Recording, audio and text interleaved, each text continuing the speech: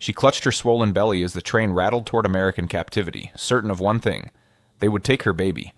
The propaganda had been clear. The Americans were monsters who showed no mercy. But when Greta Fisher gave birth in a prisoner of war camp in Louisiana in the summer of 1945, the enemy did something she never expected.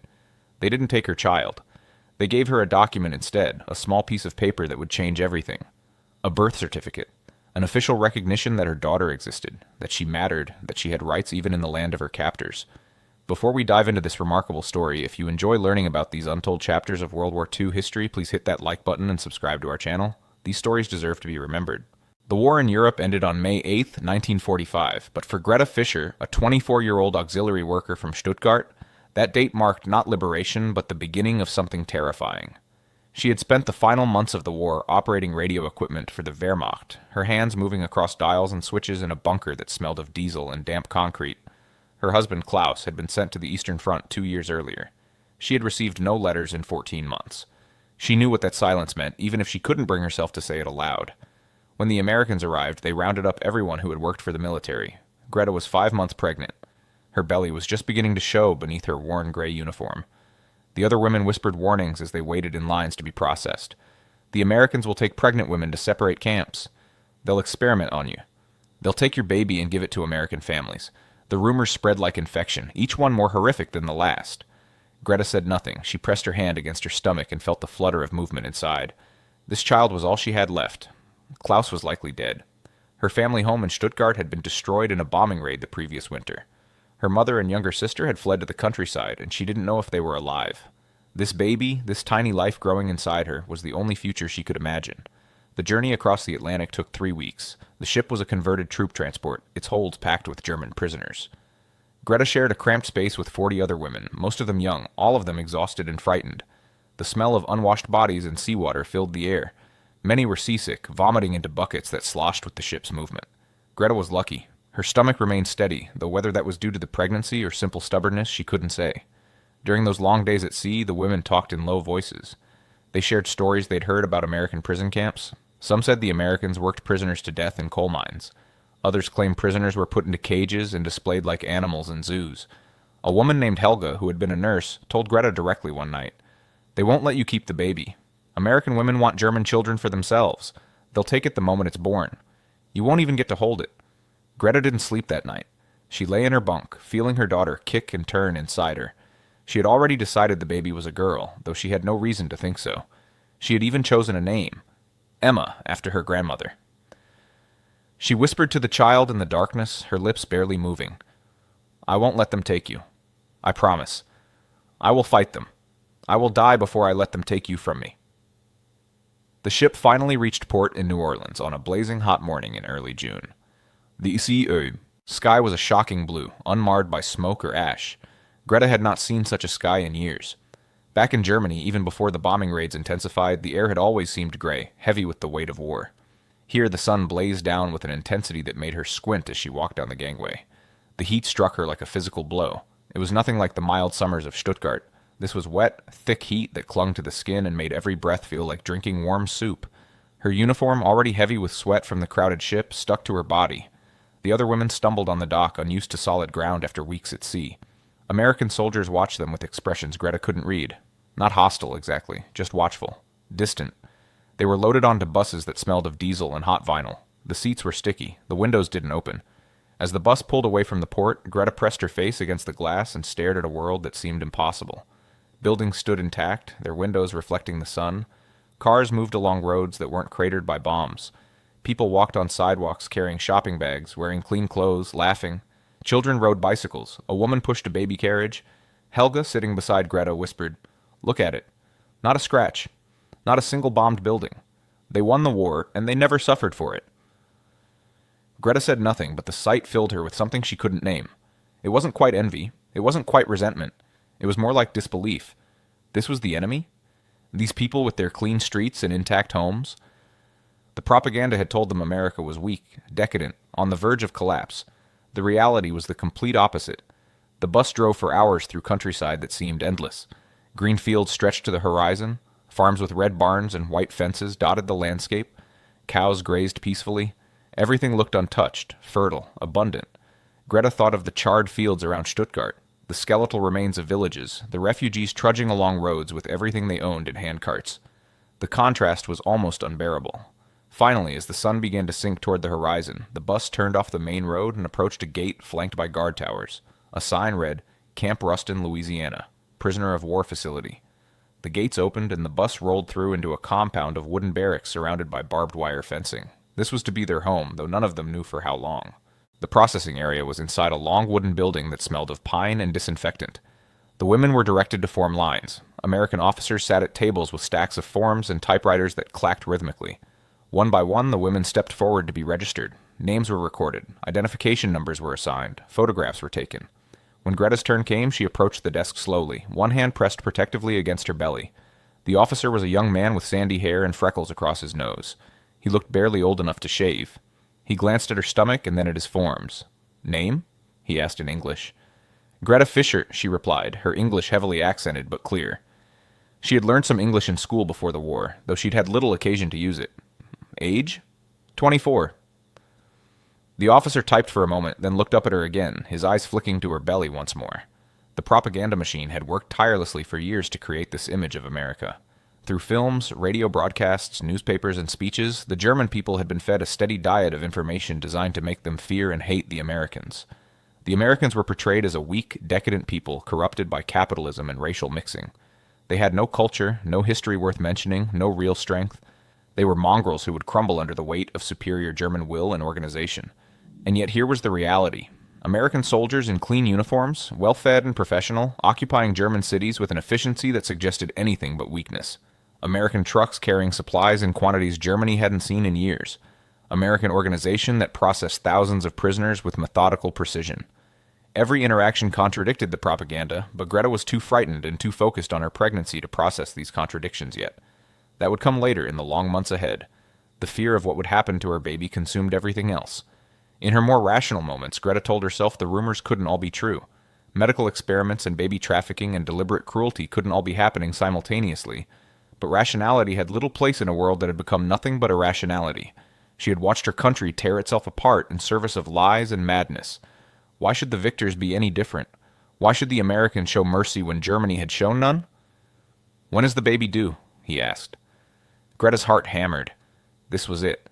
This was when they would separate her from the others. This was when they would take her to the medical experiments or put her baby on a list to be taken away. Her voice came out as barely a whisper. September. Maybe late September. The officer nodded and made a note on his form. Then he did something Greta didn't expect. He smiled. It was a small smile, a little awkward, but genuine. Congratulations, he said. We'll make sure you get extra rations, and we'll notify the medical staff. They'll want to check on you regularly. Greta stared at him, unable to process the words. Extra rations? Medical care? She had expected condemnation, cruelty, punishment. Instead, this young man was talking about her health, about the baby's health, as though these things mattered, as though she were a person deserving of care rather than an enemy deserving of suffering. She was directed to the next station where a female nurse waited. The nurse was middle-aged, with kind eyes and capable hands. She spoke to Greta in simple English, and when Greta struggled to understand, the nurse fetched another prisoner who spoke both languages to translate. Through the translator, the nurse explained that Greta would receive a medical examination, not today but within the week. She would be given vitamins. Her diet would include milk, eggs, and fresh vegetables to support the pregnancy. She would be assigned lighter work duties that wouldn't strain her body. And when her time came, there was a hospital on the base where she would deliver the baby under proper medical supervision. Greta listened to all of this with growing disbelief. Every word contradicted everything she had been told to expect. She wanted to ask, why? Why are you helping me? Why do you care if my baby is healthy? But she couldn't form the words. She simply nodded and allowed herself to be led to the next station. The delousing station was next, and here Greta's fear returned. She had heard stories about this part of the process. The showers where they gassed you. The rooms where they stripped away your dignity along with your clothes. She entered a large tiled room with other women, all of them trembling, all of them expecting the worst. But there was no gas. There was no violence. There were only showers, hot water streaming from nozzles in the ceiling, and bars of soap handed out by a woman in a clean white uniform. Real soap. Not the gritty, harsh stuff they'd been given in Germany during the final years of the war, but proper soap that smelled faintly of lavender.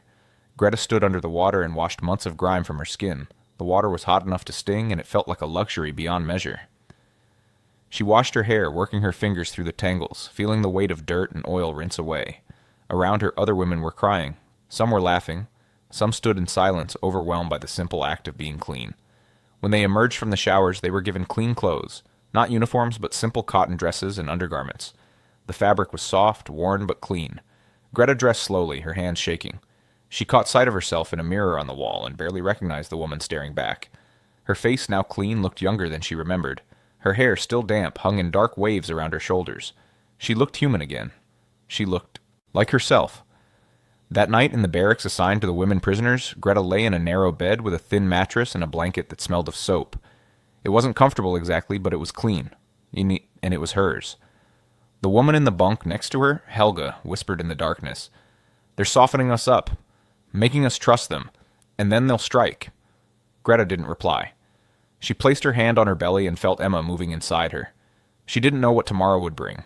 She didn't know if Helga was right, but tonight, for the first time in months, she felt something that might have been hope. The days in Camp Ruston fell into a pattern that was both strange and strangely comforting.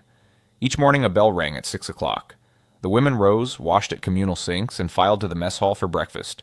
And here was where the contradictions truly began to accumulate in Greta's mind. Breakfast consisted of oatmeal with brown sugar, scrambled eggs, toast with butter, and coffee. Real coffee, not the acorn substitute they'd been drinking in Germany. The first morning, Greta stared at her tray as though it might disappear if she blinked. She had not seen this much food on a single plate in years. The eggs alone were a luxury that had vanished from German tables by 1943. Butter had been a distant memory. And sugar, actual sugar, not saccharin or some chemical substitute, was something she'd forgotten existed. She ate slowly, savoring each bite, half expecting someone to snatch the plate away and tell her it had all been a mistake. But no one did. The guards walked past the tables with barely a glance at the prisoners. Some of them were drinking coffee themselves, reading newspapers, talking quietly to each other. They didn't seem like men who hated their captives. They seemed like men doing a job, and not a particularly difficult one. After breakfast, work assignments were given out. Because of her pregnancy, Greta was assigned to the camp laundry, which was considered light duty. She spent her days washing and pressing clothes alongside other women, most of them German, a few Austrian, one Czech who spoke little and kept to herself. The work was hot and repetitive, but it wasn't difficult. The machines did most of the labor. Greta's job was mostly to sort, fold, and operate the pressing equipment. For this work, she was paid. The concept was difficult to grasp at first. Paid, with money. Or rather with camp script, a kind of currency that could only be used in the camp canteen, but was currency nonetheless. She received 50 cents per day, which didn't sound like much until she saw what it could buy. The canteen was a small building near the center of the camp, its shelves stocked with items that seemed to come from another world.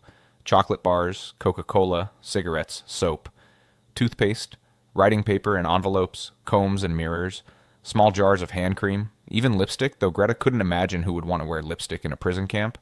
The first time Greta entered the canteen, she stood frozen just inside the door, staring at the abundance. A chocolate bar cost 10 cents. A bottle of Coca-Cola was 5 cents. She could afford these things with the money she earned. She could buy a chocolate bar and eat it. This simple fact seemed impossible, revolutionary, obscene. Back home, children were starving. Here, prisoners could buy chocolate. She bought one Hershey bar, holding it carefully as though it might melt in her hands. That night, lying in her bunk, she unwrapped it slowly and broke off a single square. The faikuyo, sweetness exploded on her tongue, rich and almost overwhelming after years of deprivation. She closed her eyes and felt tears slide down her cheeks. She didn't know if she was crying because the chocolate tasted good or because eating it made her feel guilty, knowing her mother and sister were likely scrounging for scraps in the ruins of Germany. Letters began to arrive, slowly at first, then more regularly. The mail system between occupied Germany and the United States was complicated and slow, but it worked. Greta received her first letter 3 weeks after arriving at Camp Ruston. It was from her sister Ilse, and it had been opened and read by censors before reaching her, but it was still a letter. Still a connection to home. The letter was brief and carefully worded, knowing it would be read by others. Ilse wrote that she and their mother were living with an aunt in a village outside Munich. They were alive. They were managing. Food was scarce. The house they were staying in was crowded with refugees. But they were safe, and they were together. She asked about Greta, about her health, about when she might come home. She said nothing about Klaus, and Greta understood what that silence meant. Greta wrote back, her hand shaking as she formed the letters. She told Ilse she was in America, in a camp in Louisiana. She was pregnant. The baby would come in September. She was being treated well, fed adequately, given medical care. She knew how these words would sound. How could she tell her starving family that she was eating eggs for breakfast? How could she explain that the enemy was taking better care of her than her own government ever had? She wrote carefully, "I am being treated according to international law. Do not worry about me. I think of you every day. I hope this war ends soon and we can be together again." She didn't mention the chocolate or the soap or the hot showers. Some truths were too cruel to share. As the weeks passed and summer deepened into its most oppressive heat, Greta's belly grew. By July, her pregnancy was obvious to everyone. She waddled rather than walked. Her back ached constantly. Her ankles swelled in the humidity. But she was healthy. The camp doctor, a middle-aged man with graying hair and gentle hands, examined her regularly. He measured her belly, listened to the baby's heartbeat through a stethoscope, checked her blood pressure, and pronounced everything normal. "You're doing well," he told her in his careful English. "The baby sounds strong. You should deliver without complications." And then one afternoon in late July, he said something that changed everything.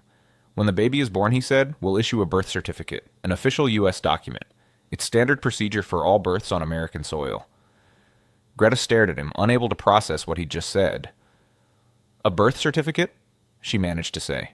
"Yes, it's the law. Any child born in the United States is entitled to a birth certificate, regardless of the circumstances of the birth or the status of the parents." That night, Greta lay awake long after the lights went out. A birth certificate. Official recognition that her child existed. That her child mattered. That her child had rights, even here. Even now, even born to a German prisoner in an American camp. The propaganda had prepared her for cruelty, for children torn from their mother's arms, for babies taken and never seen again. No one had prepared her for this, for bureaucracy, for documents, for the mundane machinery of a system that treated even enemy children as human beings deserving of paperwork. By August, Greta had been in the camp for 3 months. The routine had become familiar, almost comfortable in its predictability. Wake at 6, breakfast at 6:30, work from 7 to noon, lunch at 12:30, rest period until 2, work from 2 to 5, dinner at 6, free time until lights out at 10. It was a schedule that gave structure to days that might otherwise have blurred together in the Louisiana heat, but structure couldn't eliminate the contradictions that piled up in Greta's mind like stones building a wall between her past and her present. She was a prisoner, but she was fed better than she'd been fed in the last 3 years of freedom in Germany. She was an enemy, but she was receiving medical care that many German civilians couldn't access. She was captive, but she was paid for her labor and could buy small luxuries with her earnings. The other women felt it too. Conversations in the barracks at night often circled around these contradictions, trying to make sense of them, trying to reconcile what they'd been taught with what they were experiencing. "It's the Geneva Convention," said a woman named Margit, who had worked as a secretary in the military administration. "They have to treat us humanely. It's international law." "But they could interpret that law however they want," Helga countered. "They could give us bread and water and call it humane treatment. Instead, they're giving us eggs and chocolate." "Because they can afford to," another woman said bitterly. "Look at this country. They weren't bombed. Their cities are intact. They have everything, and they're showing us that they have it. It's humiliation disguised as generosity." Greta listened to these debates, but rarely participated. She was too focused on her own transformation, both physical and psychological. Physically, her body was changing in ways that went beyond the pregnancy. Her cheeks had filled out. Her hair, which had been brittle and dull from malnutrition, was growing thick and shiny again. Her skin, which had been gray and papery, had regained color and elasticity. She was gaining weight, not just from the baby, but from having enough food for the first time in years. She caught glimpses of herself in windows and mirrors, and sometimes didn't recognize the woman looking back. This wasn't the gaunt, hollow-eyed creature who had boarded the ship in Europe. This was someone healthier, someone who looked like she might actually survive. But the psychological transformation was more unsettling. Every kindness, every act of basic human decency from the Americans chipped away at the foundation of everything she'd been taught. The Americans were supposed to be brutal capitalists who valued profit over people. The Americans were supposed to be culturally inferior, morally bankrupt, racially impure. The Americans were supposed to be the enemy. Instead, the Americans were men who smiled awkwardly and said congratulations when you told them you were pregnant. The Americans were women who made sure you got extra milk at meals. The Americans were doctors who treated you with the same care they'd treat one of their own. The Americans were guards who sometimes shared their cigarettes with prisoners, who made small talk in broken German, who seemed more bored than hostile. One afternoon in the laundry, Greta was folding towels when she overheard 2 American soldiers talking outside the window. They didn't know anyone was listening, or perhaps they didn't care. "My sister just had a baby," one of them said. "Little girl. 7 pounds, 4 ounces. "Congratulations," the other replied. "That German prisoner, the one working in the laundry, she's due soon too, isn't she?" "Yeah. September, I think. Doc says she's doing fine. Must be strange having a baby in a prison camp. Must be strange being pregnant and a prisoner in a foreign country. Can't imagine what that's like. There was a pause, and then the first soldier spoke again. Why, war's a hell of a thing. Nobody wins. Everybody loses something. Greta stood very still, her hands frozen on the towel she'd been folding. These men weren't talking about her with contempt or cruelty. They were talking about her with something that almost sounded like sympathy, like she was a person in a difficult situation rather than an enemy deserving of punishment. The realization was almost too much to bear. Late August brought the first signs that the baby would come soon. Greta felt different, heavier, more tired. The baby had dropped lower in her belly, making breathing easier but walking harder. The camp doctor checked her more frequently now, every 3 days instead of once a week. He was preparing for the delivery, making sure everything was ready, making sure Greta knew what to expect. When your contractions start, he explained in his careful English, you'll tell the guard on duty. They'll call for an ambulance to take you to the base hospital. It's about 15 minutes away. You'll deliver there under full medical supervision. After the birth, assuming everything goes well, you'll stay in the hospital for 3 to 5 days before returning to the camp. Greta nodded, absorbing each detail, but one question burned in her mind, the question she'd been too afraid to ask until now. She forced herself to speak. The baby, she said slowly, choosing her words with care. After it is born, will I be able to keep her? The doctor looked at her, and something shifted in his expression. Understanding, perhaps. Or maybe sadness that she would even need to ask such a question. Of course, he said firmly. Of course you'll keep your baby. She's your child. No one is going to take her from you. But I am a prisoner. I am German. I worked for the Wehrmacht, and your baby is an innocent child who had no part in any of that, the doctor replied. Listen to me, Mrs. Fisher. Your child will be born here. She'll receive a birth certificate. She'll have rights under international law. You'll be allowed to care for her. The camp has already prepared a space where mothers with infants can stay together. You'll have privacy and the resources you need. Do you understand? Greta's throat closed up. She couldn't speak. She could only nod. Tears spilled down her cheeks, and she didn't bother to wipe them away. The doctor handed her a handkerchief and waited patiently while she composed herself. That night, Greta wrote another letter to her sister. She told Ilse about the conversation with the doctor. She told her about the birth certificate, about being allowed to keep the baby, about the special accommodations being made. She wrote, I cannot explain what I am feeling. The enemy treats me with more humanity than I ever expected. I was prepared to fight them to keep my child. Instead, they are helping me prepare for her arrival. What kind of enemy does this? What kind of world am I bringing her into? The letter was careful, coded in ways that wouldn't alert the censors, but would communicate to Ilse the confusion and guilt Greta felt. How could she reconcile the kindness she was receiving with the devastation she knew her family was enduring? How could she enjoy chocolate and clean sheets when her mother was living in a crowded house with limited food and no heat for the coming winter? Helga had an answer, of course. Helga always had an answer. She cornered Greta one evening after dinner, her expression hard.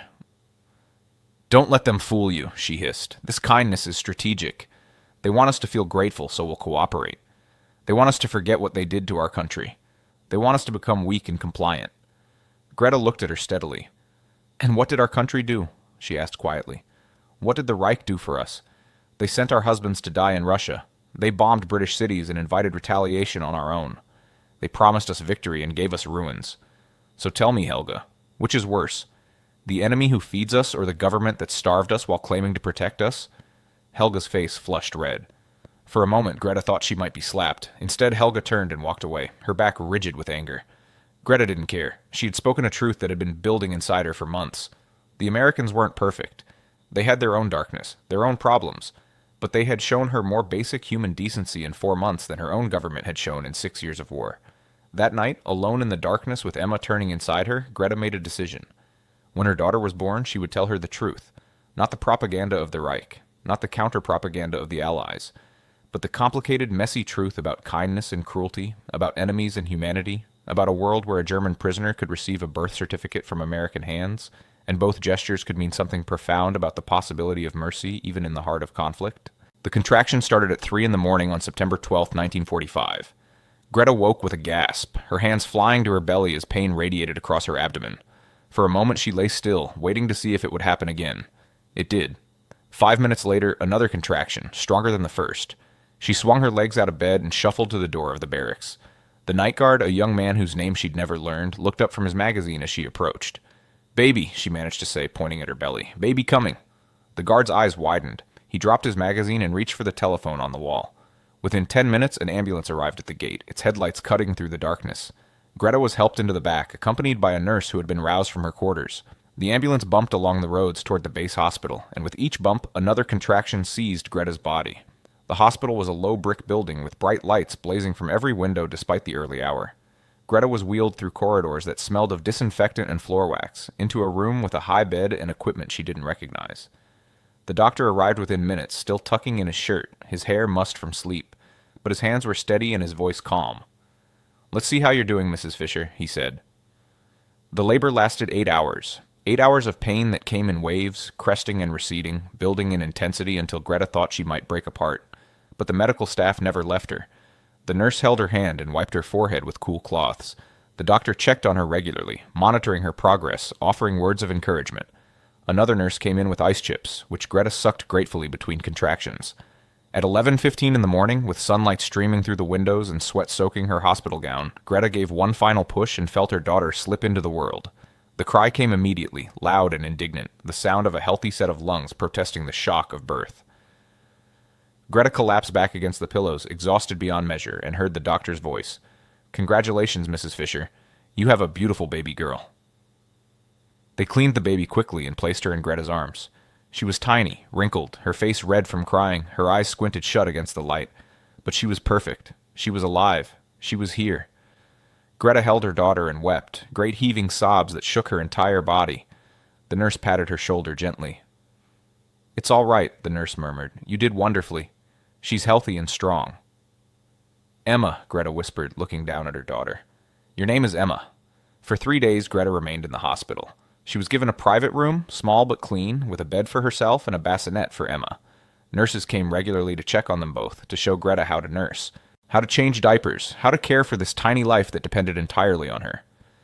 The food was good, better than the camp food even. Chicken soup and soft bread and fruit jello that wobbled on the spoon. On the afternoon of the 3rd day, the doctor came to discharge her. He brought with him a manila folder. Inside was a single sheet of paper, crisp and official. He handed it to Greta. "Your daughter's birth certificate," he said. Greta took the paper with trembling hands. It was printed in English, but she could make out enough to understand. Name: Emma Fisher. Mother: Greta Fisher. Father: unknown. Place of birth: Fort Polk, Louisiana, United States of America. Date of birth: September 12, 1945. There were official seals and signatures. It was real. It was legal. It was proof that Emma existed, that she had been born, that she had rights. Greta looked up at the doctor, unable to speak. He seemed to understand. "Keep it safe," he said. "Someday that piece of paper might be very important to her." Greta folded the birth certificate carefully and placed it in the small bag of belongings she'd been allowed to bring from the camp. That night, back in her barracks, in the special section set aside for mothers with infants, she sat on her bunk with Emma sleeping in a basket beside her. She took out the birth certificate and read it again by the light of a small lamp. This was the document she'd expected them to use against her. This was the proof of birth she thought they would hold over her head as leverage. Instead, they had simply given it to her. No conditions, no threats. Just a piece of paper that said, "Your daughter exists. She matters. She has a place in the world." The propaganda had failed completely. The Americans weren't monsters who stole babies. They were bureaucrats who issued birth certificates. And somehow that was the most radical act of all. The months that followed Emma's birth were both the easiest and the hardest of Greta's life. Easy because she was no longer pregnant, no longer carrying the physical burden of another life inside her own body. Hard because now she had an infant who needed constant care, who cried at night and needed to be fed and changed and comforted. But she was not alone in this work.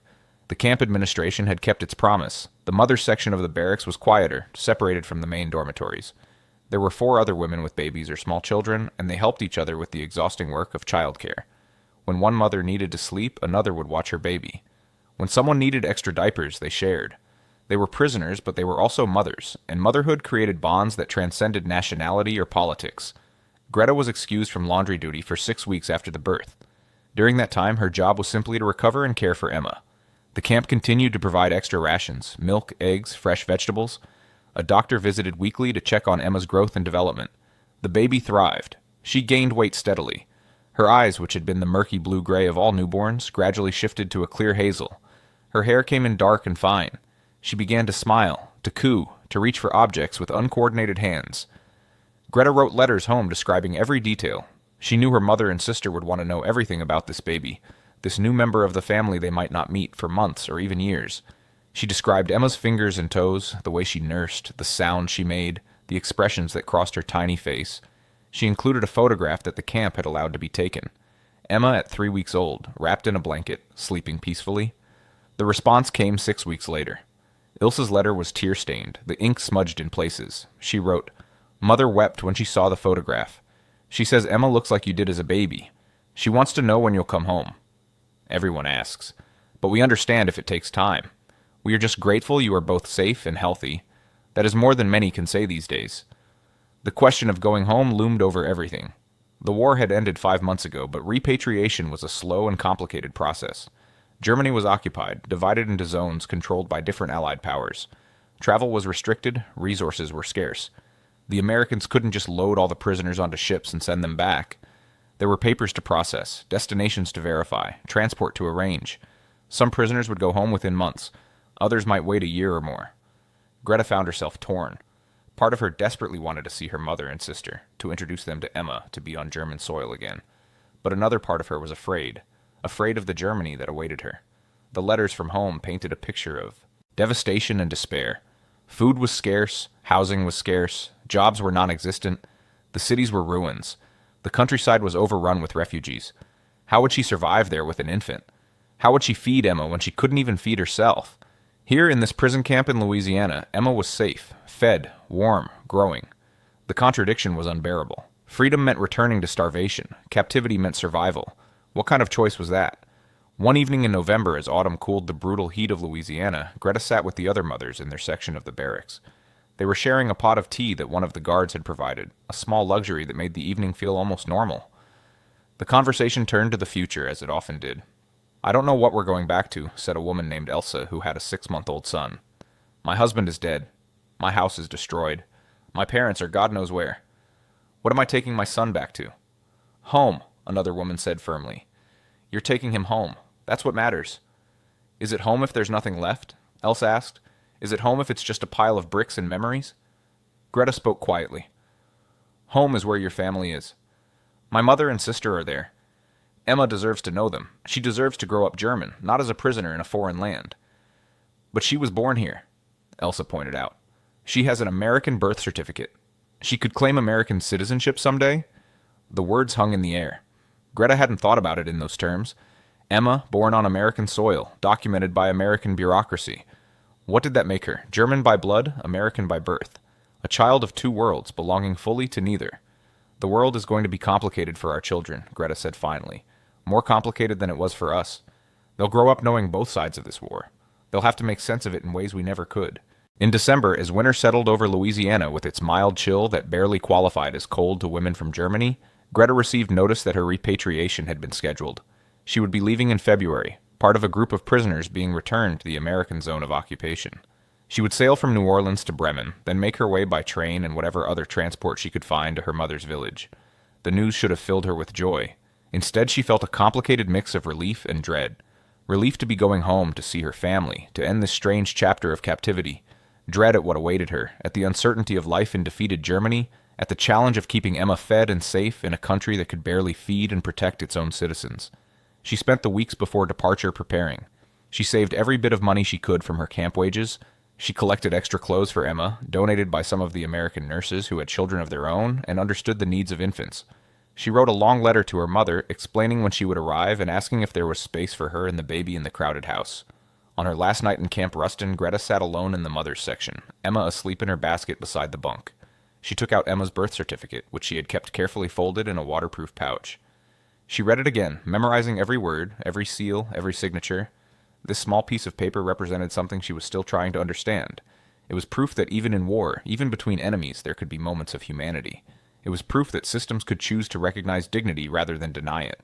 It was proof that her daughter, born to a German prisoner in an American camp, had been deemed worthy of documentation, of official recognition, of a place in the world. Greta thought about all the propaganda she'd been fed before her capture. The Americans would be brutal. The Americans would torture prisoners. The Americans would steal children and show no mercy. Every bit of it had been a lie. The Americans had been bureaucratic, orderly, and surprisingly humane. They had followed rules. They had issued documents. They had treated prisoners according to international law, sometimes exceeding those requirements. It didn't erase the bombing of German cities. It didn't bring back the dead. It didn't rebuild the destroyed homes or heal the trauma of war. But it proved that even enemies could choose humanity over cruelty, that even in systems of power and control, individual acts of decency still mattered. She wrote one final letter to her sister that night. It was long, pages and pages of cramped handwriting, trying to explain everything she'd experienced, everything she'd learned, everything that had changed in her understanding of the world. She wrote, "I came here expecting monsters and found men. I expected cruelty and found rules. I expected them to take my baby and they gave her a birth certificate instead. I cannot explain what this means, Ilsa. It breaks everything I thought I knew. The enemy showed more care for my child than our own government ever did. How do I carry that knowledge? How do I go home and look at the ruins and not think about the abundance here? How do I reconcile these contradictions? Emma has a piece of paper that says she was born in America. Someday she'll ask me about it, and I will tell her the truth." Not propaganda from any side, but the complicated truth that the world is more complex than we're taught, that enemies can be humane, that prisoners can be treated with dignity, that even in the darkness of war, small lights of humanity can still shine. "I'm coming home, Ilsa, but I'm not the same woman who left. I don't know what I am anymore. German, yes. Mother, certainly. Prisoner, soon to be former. But also someone who has seen beyond the lies and found something more unsettling than any propaganda. The truth that people are capable of both great evil and great kindness. Sometimes within the same system, sometimes from the same people. And we have to live with all of it." Greta Fischer boarded the ship to Bremen in February 1946, carrying her 4-month-old daughter in a waterproof pouch containing Emma's American birth certificate. The journey back across the Atlantic was harder than the journey over. The seas were rough, the ship crowded with prisoners eager to go home. But Greta kept Emma close, kept her fed and warm, and kept that birth certificate safe. She arrived in Germany to find exactly what the letters had described: ruins, hunger, chaos, but also family. Her mother wept when she saw Emma. Her sister couldn't stop touching the baby's face, as though needing to confirm she was real. They lived in a single room in her aunt's house, sleeping on mattresses on the floor, eating whatever scraps they could find or trade for. It was harder than the camp had been, much harder, but it was home. And slowly, painfully, Germany began to rebuild. Food became less scarce. The rubble was cleared. New buildings rose where old ones had fallen. Life impossibly continued. Emma grew up hearing two stories. One was the story her German family told, of war and suffering, of cities destroyed and families torn apart, of a nation that had made terrible mistakes and paid a terrible price. The other was the story her mother told, of a prison camp in Louisiana where the enemy had shown unexpected humanity, where a German prisoner had been treated with dignity, where a baby had been given a birth certificate as proof that even in the depths of war, some systems still recognized the basic rights of human beings. Both stories were true. Both shaped who Emma became. And when she grew old enough to ask questions, when she held that American birth certificate in her hands and asked what it meant, Greta told her daughter what she had learned in that Louisiana camp. "The world is complicated, Emma. People are complicated. The same nation that bombed our cities also fed me when I was pregnant with you. The same enemy that defeated us also made sure you were born safely and documented properly. I cannot tell you that one side was good and the other was evil. I can only tell you that even in the worst of times, individual people make choices. Some choose cruelty, some choose kindness, and sometimes kindness comes from the most unexpected places. And so the birth certificate became more than a document. It became a symbol of contradiction, of complexity, of the messy reality that exists beyond propaganda. It reminded them that enemies can show mercy, that systems can choose humanity, and that even in the darkness of war, there can be moments of unexpected light. Greta Fischer kept that birth certificate her entire life. When she died in 1998 at the age of 77, Emma found it among her mother's possessions, still in its waterproof pouch, still perfectly preserved. The paper was yellowed and brittle, but the words remained clear. Emma Fischer, born September 12, 1945, Fort Polk, Louisiana, United States of America. It was proof of a story that needed to be told, not because it erased the horrors of war, but because it complicated them. Not because it made anyone a hero or a villain, but because it showed that even in the worst of human conflicts, moments of dignity and humanity could still exist. That is the story of Greta Fischer and her daughter Emma. A story of fear transformed into hope, of enemies choosing humanity, of a birth certificate that meant everything because it proved that even a prisoner's child deserved to be recognized, documented, and given a place in the world. If this story moved you, if it made you think differently about the complexities of war and humanity, please take a moment to like this video and subscribe to our channel. These stories from World War II remind us that history is never as simple as we're taught, and that human decency can survive even in the darkest times. Thank you for listening.